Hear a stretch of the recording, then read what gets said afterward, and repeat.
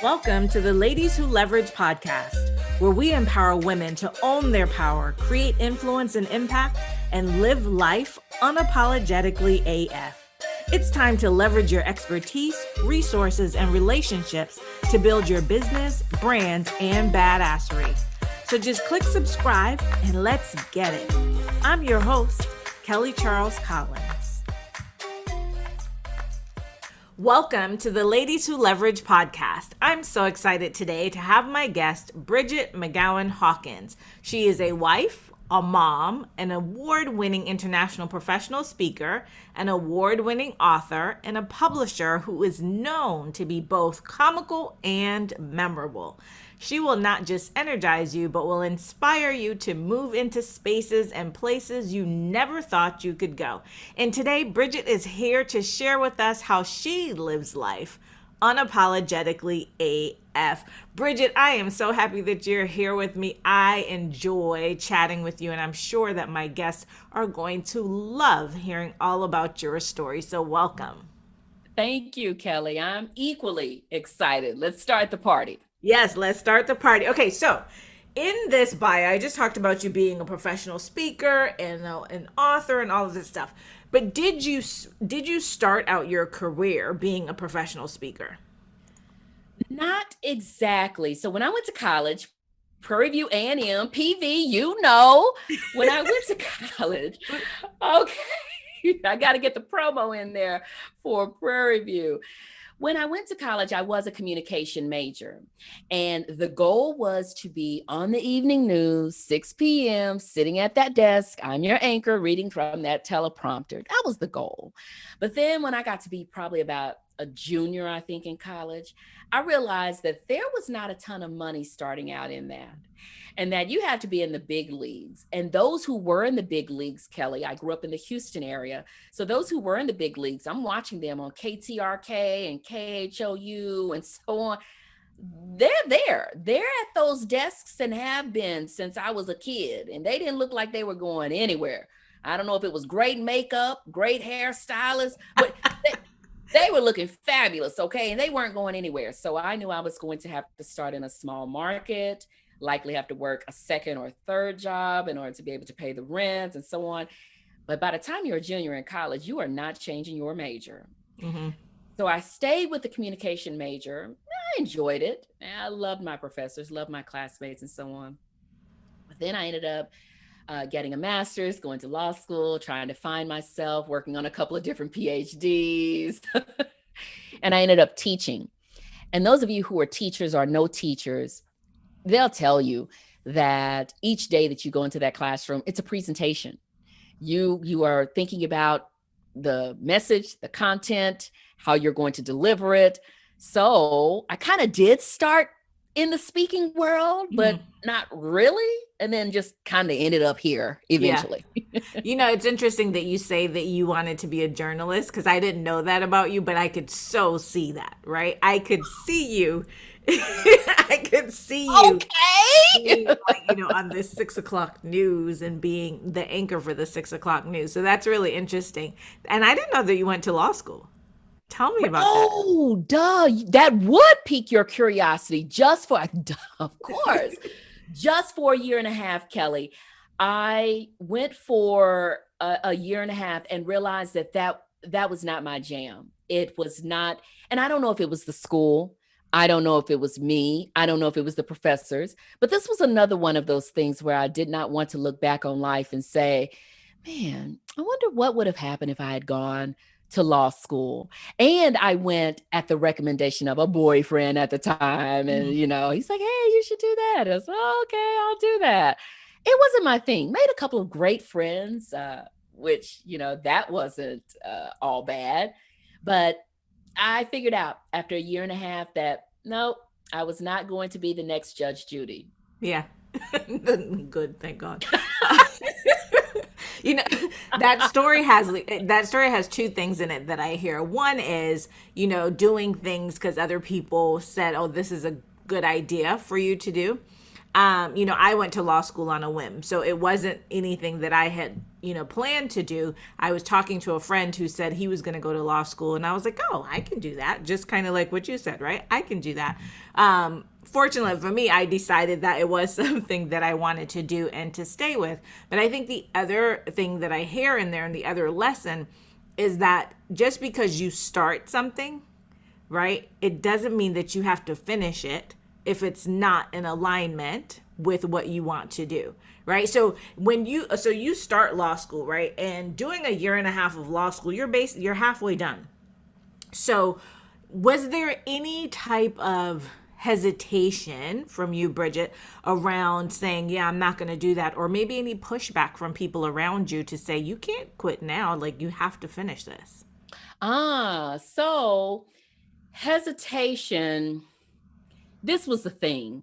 I was not getting up each day raring to get to school. And I have always loved school, Kelly, whether it was first grade, whether it was sophomore year in college, whether it was, and I completed my master's before going to law school. Yeah, me too. Okay, right. I decided on law school, or the boyfriend decided on law school, right? And it was too late to take the LSAT and go through the admission process and everything. So I said, okay, well, I'll have to do that next year. In the meantime, what am I going to do with myself? I guess I'll get a master's. So I had completed my master's in a year while working full time. So school had always been enjoyable to me. I loved it. I thrived in school. Law school was, and I'm not afraid of work, but it was a different kind of work for me. And it just was not enjoyable to me. Did I show up with the briefs and the papers written and the cases read and whatever? Yes, I did. But it just wasn't enjoyable. And so the hesitation came from each day just not looking forward to what was going to be in front of me. And then I also worked for someone who was already a lawyer at a company in Houston. It was a law professor who put me in touch with her. She was looking for, I don't remember exactly what I was. We'll just call it something of a legal assistant, if you will. And so working that job too confirmed for me. Got you really clear. Okay, Kelly, let me tell you, one day I walked in on a Monday and I said, Catherine, you know what? This might be my last week. And then here's what sealed the deal, Kelly. She said, well, I mean, is it or is it not going to be your last week? Because I need to know. I said, on that note, it is. Right. Best believe, rest assured, Friday at 5 p.m. is a wrap. So just working there, and I think I was there maybe about 3 months or so, it solidified the decision for me. Yeah. Did you care though at all, Bridgett, about what people would think about you not finishing? Kelly, what you think? Now you and I have had conversation. Let me tell you something. If you're not paying my mortgage, it doesn't matter to me what you think. Yeah. Okay. So, yes. Was there some consternation? Was there some concern about what family would think? Because I was living with an aunt while going to law school. So, what is she going to think? But I also knew that I've got to live with this decision. And if it's not making me happy, what's the point? And I had no idea what I was going to do next. I had no idea, but I knew completing law school was not going to be it. Yeah. So yes, I did feel some concern about letting down family or friends or anything like that. But at the same time, I had some level of pride because I completed this bachelor's degree, graduating with honors. I completed a master's degree, in a year.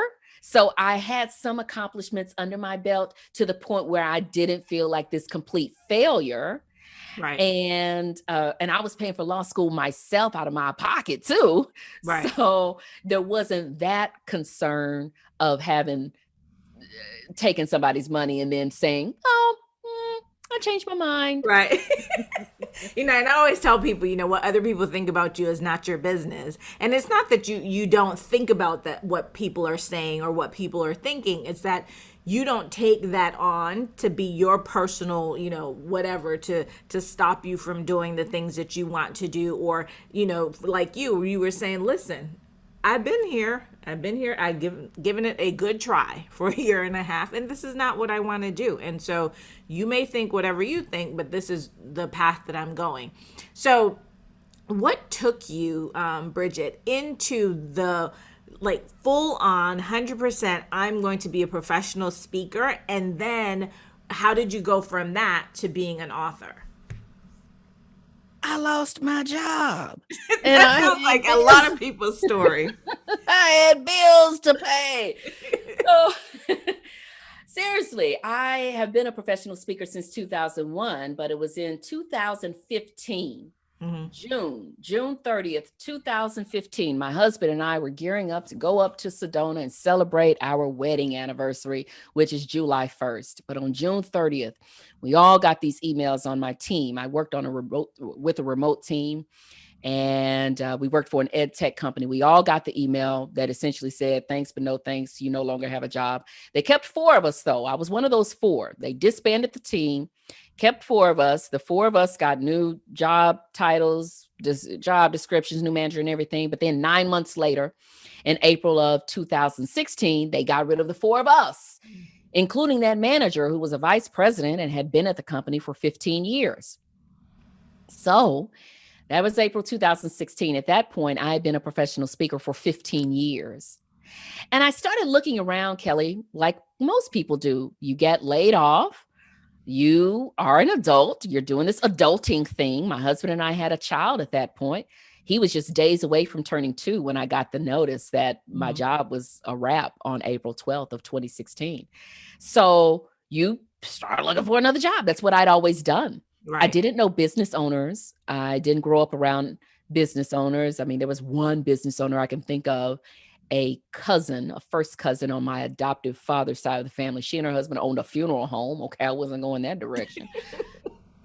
So I looked for a job. I couldn't find anything that was as fabulous as the job that I'd had, because that job with those team members, man, those people were incredible. They were smart. They were kind. They were considerate. They were geniuses. Loved that team. And I loved the work that I did, traveling the country, doing workshops and conferences and webinars, professional development for college universities and college and university professors and educators. Loved it. Presentations, that's what I did. That's what I lived, breathed, and ate. So I said, okay, you cannot find a job or one that comes anywhere close to what you were doing, or close to possibly being something that you would love half as much as what you were doing at that ed tech company. There are all these people out there who are professional speakers. They have done this thing. They are owning it. They're making a living at it. You've been doing presentations for a very long time. People seem to enjoy your presentations. You seem pretty good at it. That's what you need to do. Yeah. And so that was it. I had been doing it for some time. I enjoyed it. And I'd seen success with it, and I needed a paycheck. So yeah, that was it. They say necessity is the mother of invention, right? And so, it's so funny. I really enjoyed doing this podcast and talking to different women. And so many of us have similar journeys that we move into a space because we've lost a job, or, we have to just figure out something else that we need to do, or we want to, move into our purpose. So what do you think, if you had to tell the listeners, what was the hardest thing about going from I am an employee to now I am going to be this business owner? Well, it's the obvious, right? And I'm sure your listeners have heard it before. Now you're not getting that check automatically deposited on the 1st and 15th, regardless of what you do or how you do it, which I was a good employee, right? But that guaranteed income was not there. Now, is the income there? Well, yeah, of course it is. But that was the scariest part. Yeah. And then just, I come from an environment where people go to work, where you clock in, where you are on a company roster. So for me to go from being on a company roster to being the company The roster, company, right? okay, and the company, okay, I tell people, I started off where I remember somebody said something to me along the lines of, "Wow, your marketing department is fantastic." I said, "Let me tell you something. You talking to the marketing department, the Sales, sales department, operations, okay, the graphics department, and janitorial right now, right? right?" So when I started out, that was the scary part of trying to make sure that I was able to financially maintain. And then how is this done? Because I'd never seen it done before. And, going back to being a great student. I was always a really good student. So that meant understanding how to do the research, how to find the answers, knowing where to look, knowing to ask the questions and figure it out, and don't go it alone when you know you can't. So you do as much as you can to figure it out, but then you start collaborating with people and bringing in a team. Yeah. And that's obviously we talk about ladies who leverage, and the main tenet of ladies who leverage is all about sourcing, which is that, right? Bringing women together to ask for what they want, ask for what they need so that you can collapse time, right? You can learn from other people's mistakes. And so I love that you say that you went out and you did the research and you did those things, but you knew that you could not go this road alone. So many entrepreneurs try to take this journey alone, and you really can't do that. You need to have people around you who are going to support you, who will hold you accountable, right? And who will tell you, like, yeah, you're not supposed to be doing that, right? And so I think that that's so wonderful that you did that. And so as you're in your speaking career, when did you first become an author? You did ask about that. So, and it's crazy that I had been a professional speaker since 2001, but I did not become an author until 18 years later in 2019. Wow. I had put together a workbook, but I don't count that. It Hmm. was in 2019, April 9th, 2019, when I published Real Talk, What Other Experts Won't Tell You About How to Make Presentations That Sizzle. It was then that everything started coming together. Let me tell you, Kelly, I submitted a proposal to speak at a local Association for Talent Development Conference, Hmm. ATD, Yep. speak at the Phoenix chapter, okay? And I submit the proposal and I'm sitting back chilling because I know it's going to be a yes. I mean, right? I don't Right. know where this is going. They wrote me back, "Oh, that's nice. We'll catch you some other time." Reject. Okay. Wow. Now I'm concerned, Kelly, not because of the no, but because I had submitted almost verbatim the same proposal to the international conference, the ATD International Conference that was going to be taking place in oh, well, you know what? Let me back up for a second. Okay. Yeah. Okay. So I submitted that to speak at a conference in Phoenix. I think that was right August of 2017. I submitted the same proposal almost verbatim to the international conference that was taking place in May of 2018 in San Diego, where Barack Obama was also going to be speaking. So I'm scared Hmm. because the Phoenix chapter said no. So I'm like, well, do you really think the international chapter is going to say yes? But they did. Hmm. They said yes. And that got me on fire with ATD. So I submitted another proposal the next year and they gave me a yes. But this time I noticed something. And I'm sure they sent the same messaging for the 2018 conference. Do you have a book to sell? And Kelly, I have no idea where this came from. We'll chalk it up to God, okay? Hmm. Something said, Bridget, you don't have a book now, but you'll have one in time for that conference. And so that's essentially what I wrote them. I said, Yeah. yes. I didn't tell them I don't have one. I just said, Right. yes, I have a book to sell at the conference. And then it's like, okay, where is it coming from? Right. I've been blogging for years on that topic, on which I was going to be speaking presentation skills at the conference.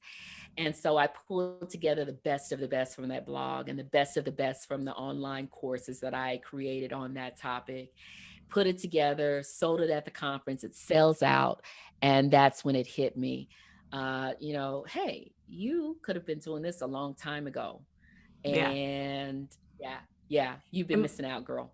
I know, and there's so many of us who have so many pieces of things that we've written, right, that we don't think about repurposing. When I wrote my first book, that's how I ended up writing my first book, because I had been training and training and training on, workplace investigations. I had been, as a lawyer, doing workplace investigations for over 20 years. And I realized that people kept asking me the same questions, because like within the hour, you can only teach so much. And then afterwards, they would have these additional questions. And so when I decided, I was like, I'm going to write a book, right? I do things on a whim. I'm like, oh, I'm going to write a book. And I was like, okay, what am I going to write this book on? I was like, oh, I'll just do that. And I pulled my PowerPoint, and my PowerPoint became the chapters. And that's where I started. And, so many people think that now listen, it's not, I won't say it's just easy to write a book, but it's doable. Right. And if you look at some of the things that you've written, just like you said, listen, I went and looked back at my blogs and I pulled together the best of the best. And yes, you'll have to tweak some of this stuff, and you might have to update, and you might have to add stuff. But writing a book these days is not as the bar to entry is not as high, especially with self-publishing. And so I also love that when you looked at that application, because I've seen those applications too, and they do want to know, right? Do you have a book? And it caught your eye, right? To say, listen, there's something about this that they're asking. And I think any speaker, and I want you to talk to this, and tell me, what your thoughts are, that any speaker these days needs to have some kind of book. What do you think about that? I agree 100%. And that's why I talk about, I don't know how in the world I did the speaking for so long. Well, to be fair, so I've been a professional speaker since 2001, and it wasn't until 2019 that I had the book. Up until 2016, I was an employee. Right. So I wasn't a professional speaker full time trying to pay the bills. But yes, it solidifies you as an expert in your field, because this is the thing. Let's say you charge a 4-figure or 5-figure, or even want to charge a 6-figure fee for your speaking engagement. Well, people will take a chance on a $20-$30 book that you've written on that topic to see if you know your That's stuff, right. if you will, before they'll sign on the dotted line, before they'll call you up for a consultation and to see if you are a good fit for their audience. So one, it is like an elevated business card. It is a marketing tool that you must have if you want to show up as a true contender in the speaking space and in the area or the discipline or the topic on which you speak. Yeah. So it's that elevated business card. Excellent marketing tool. It's better than any brochure that you can leave behind. Or let's say someone calls you up before even knowing anything about the book. It's a terrific leave behind or follow up. Once you finish with that Zoom call or that phone call, hey, Kelly, let me drop a book in the mail to you, my book that I wrote on ABC. And let me know what you think about it. And we're going to have a follow up call, and so on and so forth. Yeah. I can go on and on and on. It leads to other revenue streams as well. I like what you said about thinking about your PowerPoint presentation and the 4 or 5 sections in it. And each one of those sections became a chapter of your book. For everybody out there, think about what are the top 4 or 5 questions you are asked time and time again. Those 4 or 5 questions are the 4 or 5 chapters to your book. And this doesn't just go for speakers in terms of having a book, but I'm talking about if you're a coach, if you are a consultant, if you are a small business owner in any area, if you are an entrepreneur, you want to demonstrate to people that you know your industry, that you are passionate about it, and give people a glimpse into why they should work with you or hire you. A book is just one of the incredible tools that you could ever have. It's the most underutilized marketing tool for professional speakers, business owners. Check off the list that I just went down. Yeah. And it, I think sometimes people think book, and it's it's almost like it's a scary proposition, right? But book doesn't mean it's like a 500 page, novel. Books now, people, especially business books like we were talking about, you're talking about, 120 pages, maybe 100, maybe sometimes even 100 pages, or sometimes they're less than that now these days, right? Because like you said, this is really a marketing tool. When I wrote my first book, and even the books that I've written since then, I wrote them for that purpose, right? My new book, I have a different goal. My new book, I want to be a bestseller, but that'll come out in July. But, I always thought about the book as something that a tangible thing that you could give to people that they would have on their desk. And if they didn't need you right now, that at some point they would have that. And that has happened, right? And people love that you sign that book, right? They love that you sign that book and take the time to write them a note. So I do think it's something that people really need to think about. And one of the things that you do, Bridgett, for people who are like, I would love to be an author, I can't write a whole book. I don't care what Kelly and Bridgett just said about pulling these PowerPoints or these 5 questions. I cannot do that. But you provide people the opportunity to become authors by being part of an anthology. So talk to us about, talk to the listeners about what an anthology is and why people should even consider being part of one. I'm telling you, I don't know what I love doing more, if it's the speaking or if it's the anthologies and the collaboration projects. So, like you said, Kelly, when it comes to those anthologies or the collaboration projects, this is where you write one chapter and you become a published author, because you are right. There are people out there who will say, I do not have, Kelly, you can sit here and talk about 100 pages all day long. That is not moving me. I do not have 100 pages in me. Mm-hmm. And I can sit here and tell you, oh, it's, just do 10,000, 12,000 words. That's not much. But you can write one chapter. And what my company does, my publishing company, BMAC Talks Press, is we give you an outline of exactly the questions that you answer. And you'll have maybe about 3 or 4 questions. It just depends on what is the focus of the book. Mm-hmm. And I'll give you some examples of books that we've done that have multiple authors. Depends on the focus of the book and the question that we want the book to answer. And let's say you decide to do a solo project. That's one thing I want you to remember. What is the question that my book is answering for readers? You've got to figure that out. What is going to make them pick up my book as opposed to someone else's book? I love that. In this area. Yes. What problem is my book solving for readers? So answer those questions. What's the question it's answering? What's the problem it's solving? And then that helps you figure out your book. So that's what we do. We think about what is the problem that our book is going to solve? What questions will this book answer? And those are the questions that you answer as you write your chapter. We make it so easy. We tell you, you write up to 200 words for this answer and up to 100 words for this answer and up to 700 words for your bio and include a picture, and you're done. And one of my favorite projects that we did, anthologies that we did, was in 2020 when all of us watched the video of George Floyd on that ground. And I'm not an activist. I'm not a protester. I'm not a marcher, but I am a writer. And I am a publisher. And I said, I had my own stories of being Black in America and how I'm feeling right now. I mean, I could not sleep, Kelly. Yeah. And so I said, I know I am not alone. And so I reached out to my community and I asked Blacks who were in my network, will you contribute to this book? And just answer the question of what's it like to be Black in America? How can people learn more? How can they be allies? How can they support us? What resources are already out there for people to learn more? What needs to change? Those are the kinds of questions that they answered, that each one of them answered, that in each chapter of the book that is entitled A Collective Breath.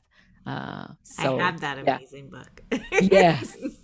Thank you for having that in your library. I appreciate that. But that's just one of many collaboration projects that I've done.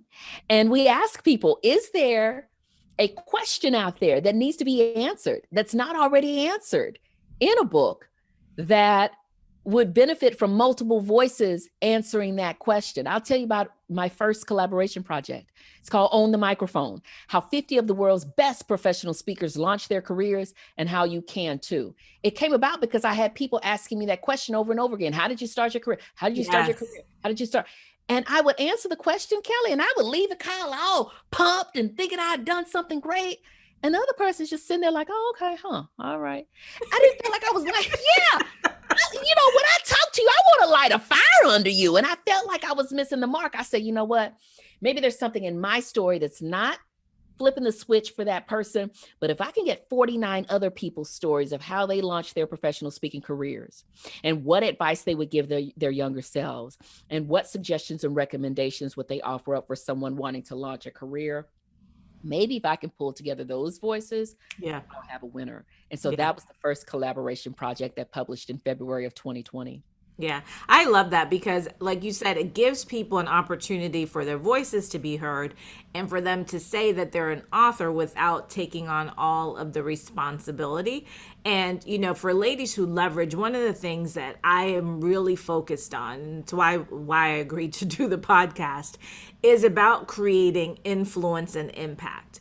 And, though there's so many ways to do that, but some people don't want to be the person that puts themselves out there. They want to be a part of that. And, I had mentioned to you the other day that it is something that I'm thinking about with Ladies Who Leverage, to bring the ladies and Ladies Who Leverage together to share their collective stories, because I think there's such power in that. And especially in interviewing some of them and just getting to know them, their stories, their backstories. I've learned things about them that I didn't know. Like I learned stuff about you today that I didn't know. And I think that at first I was thinking about anthologies. I was like, I don't want to be in an anthology. But part of that too, and I think, Bridgett, you're different in this way. Part of that is that, just like everything else, if somebody is going to be part of an anthology, they need to do their due diligence, right?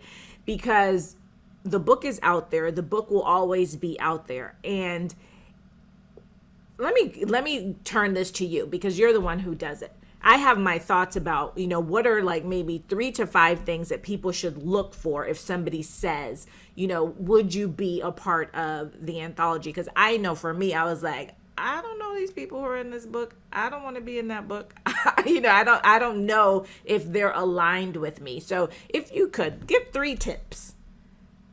Oh, that is a fantastic question, or a fantastic request, if you will. One tip is very much so what you just said in terms of aligning with those people.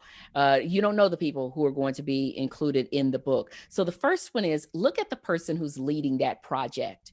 Look at that person, look at the people in that person's network on LinkedIn, on the gram, or wherever. Look at the kinds of people that person attracts. Those are the kind of people that will likely be included in that book.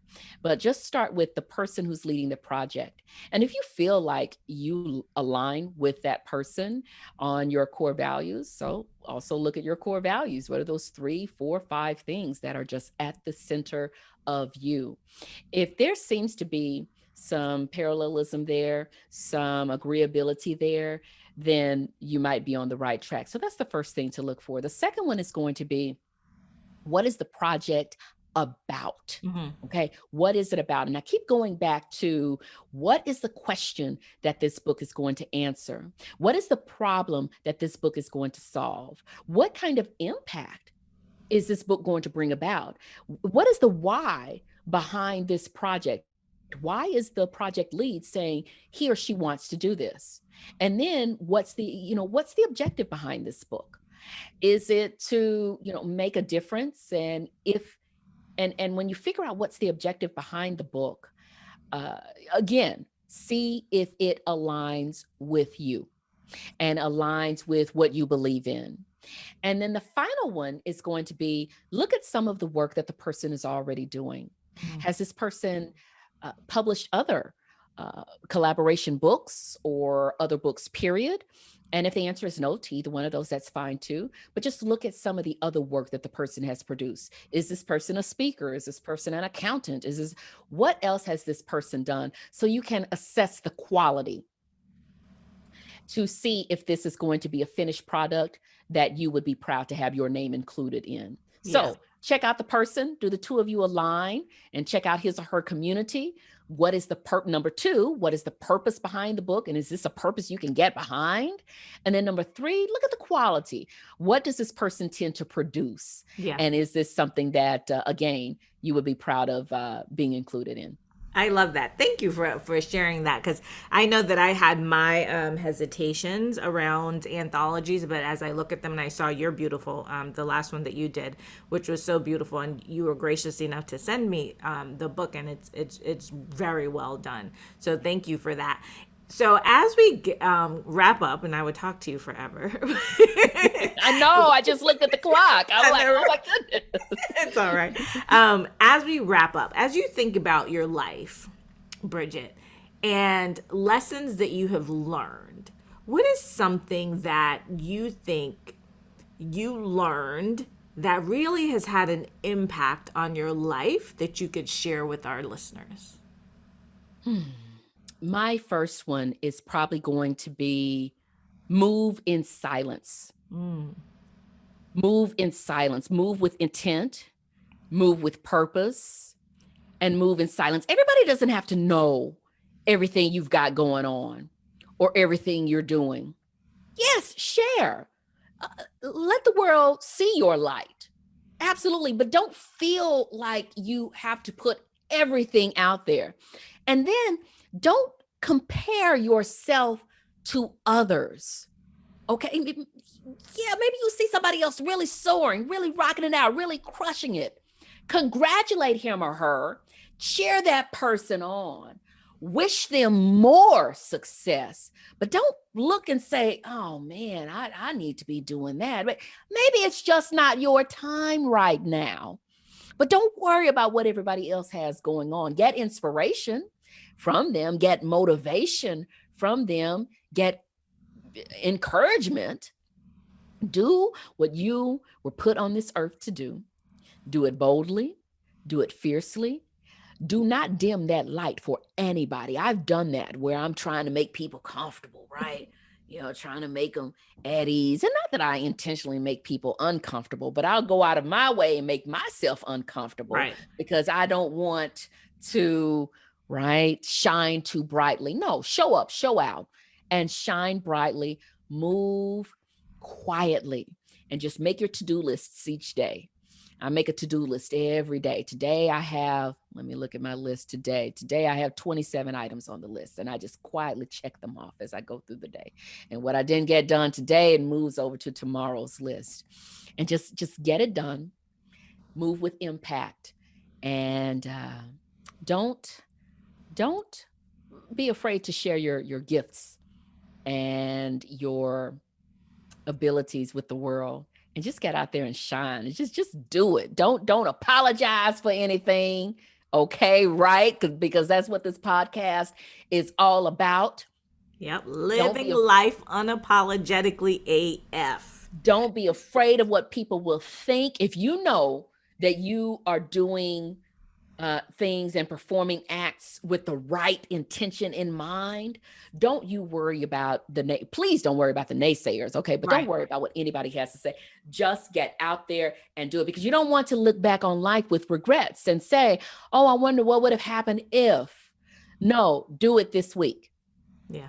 That's your call to action. That's your call to action. Whatever it is you've been sitting thinking about, stewing over, whether it's going back to school, completing a certificate, opening a business, launching a podcast, creating a website. I don't care what it is, trying a new recipe, changing your hairdo, losing weight, buying a bike. I don't care. Stop sitting there thinking about it and wasting time, because you're annoying me, okay? By not moving. It's so funny that you say that. Yeah, it's funny that you say that. And listen, all of that was a mic drop. So if y'all need to rewind and listen, right, to what Bridgett just said, I need you to rewind, listen, and then take action, right? I I'm like you, Bridgett. I'll help you as long as you're taking the journey, as long as you're taking a step on the journey, but don't sit and expect that anybody's going to help you. So if the listeners wanted to get in contact with you, how could they reach you, Bridgett? Connectwithb.com. ConnectWithB.com. Okay, so connectwithb.com. And I know that you also have some free consultations that you do, because we were talking about the anthologies, and you have a revenue generating book if somebody has a revenue generating book idea. So talk about that a little bit. Yes, please. If you have an idea, there's a hole in the industry. There's a gap in the industry where a question is not answered. And you and some of your colleagues, some people in your network can come together and write a few chapters and answer that question. I'd love to have a conversation with you. So free consultations, go to bmctalkspress.com/consultation. So BMCTALKS press, press.com/consultation, or just click the consultation button at the top. Yeah. Schedule 20 minutes. We just talk. Hey, what's your earth-shattering idea? Let's make it happen. I love, when I tell you I love publishing. Oh my God. That's awesome. And we'll make sure that all the links are in the show notes, so you'll be able to contact Bridgett. And Bridgett, thank you so much. And thank you also for being such a support to me and being part of Ladies Who Leverage. If you're a listener and you want to meet women like Bridgett, you want to be in her company, you want to be in the company of women like me and some of the other badass women that are in Ladies Who Leverage, then I'm going to invite you to join our community. We are about leveraging our expertise, our resources, and our relationships to build our business, our brand, and our badassery. And this is not just one of these other communities that you just join, right? We've all joined many groups on Facebook. We are a movement. Ladies Who Leverage is a global movement. We are about our business. We are about collabosourcing. We are about building our squad. And so again, if this sounds like you, then I would invite you to join us, and you can go to teamlwl.com so that you can join us in Ladies Who Leverage. And don't forget to subscribe to the Ladies Who Leverage podcast so that you don't miss any of the episodes. Our episodes drop every Monday at 9 a.m. So again, thank you so much for listening. And Bridgett, thank you so very much for being my guest today. Thanks for joining us. This podcast is brought to you by Lady Lawyer Media. If you're a badass woman who's ready to take action to live life unapologetically AF, then you need to join our global community on Facebook, Ladies Who Leverage. And remember to subscribe to our podcast. And until next time, let's collabosource, strategize, and monetize.